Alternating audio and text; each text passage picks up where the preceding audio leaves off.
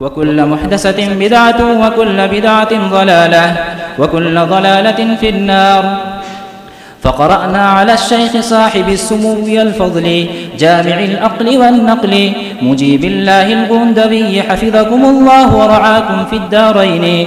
قال حدثنا فضيلة الأستاذ شريف الحسن الديوبندي قال أخبرنا فضيلة الشيخ إبراهيم البلياوي عن شيخ الهند محمود حسن الديوبندي عن حجة الإسلام مولانا قاسم النانوتبي عن الإمام المحدث عبد الغني المجدد الدهلوي عن الإمام الشاه إسحاق الدهلوي عن الإمام الشاه عبد العزيز الدهلوي عن أبيه مسند الهند الشاه ولي الله المحدث الدهلوي قال أخبرني الشيخ أبو طاهر الكردي عن أبيه إبراهيم الكردي المدني عن الشيخ سلطان بن أحمد المزاحي قال أخبرنا الشيخ شهاب الدين أحمد بن خليل السبكي عن الشيخ نجم الدين الغيطي عن الشيخ زين الدين زكريا الأنصاري عن أبي الفضل الحافظ بن حجر العسقلاني عن الشيخ صلاح بن أبي عمر المقدسي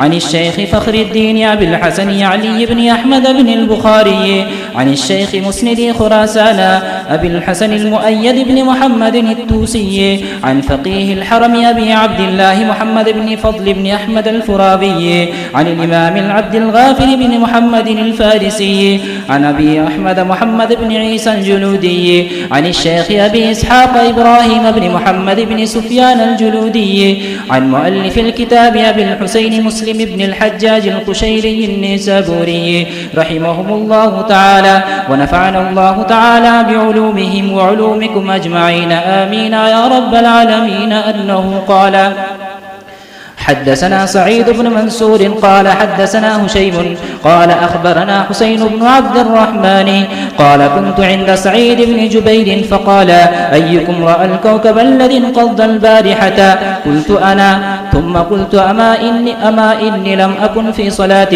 ولكني لدغت. قال فماذا صنعت؟ قلت استرقيت. قال فما حملك على ذلك؟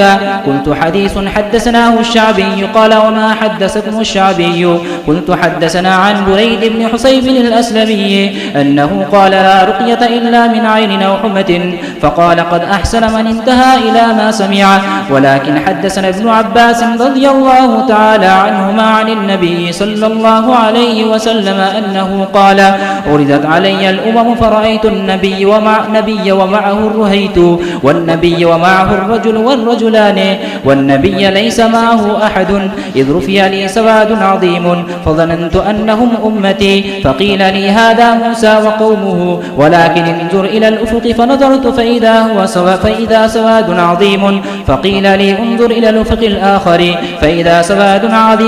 فقيل لي هذه أمتك ومعهم 70,000 يدخلون الجنة بغير حساب ولا عذاب. ثم نهض فدخل منزله فخاض الناس في أولئك الذين يدخلون الجنة بغير حساب ولا عذاب. فقال بعضهم فلعلهم الذين صحبوا رسول الله صلى الله عليه وسلم. وقال بعضهم فلعلهم الذين ولدوا في الإسلام فلم يشركوا بالله شيئا. وذكروا أشياء فخرج عليهم رسول الله صلى الله عليه وسلم فقال ما الذي تخوضون فيه؟ فأخبروه فقال هم الذين لا يرقون ولا يسترقون ولا يتطيرون وعلى ربهم يتوكلون. فقام عكاشة بن محسن رضي الله تعالى عنه فقال ادعوا الله أن يجعلني منهم. فقال أنت منهم. ثم قام رجل آخر فقال ادعوا الله أن يجعلني منهم. فقال سبقك بها عكاشة.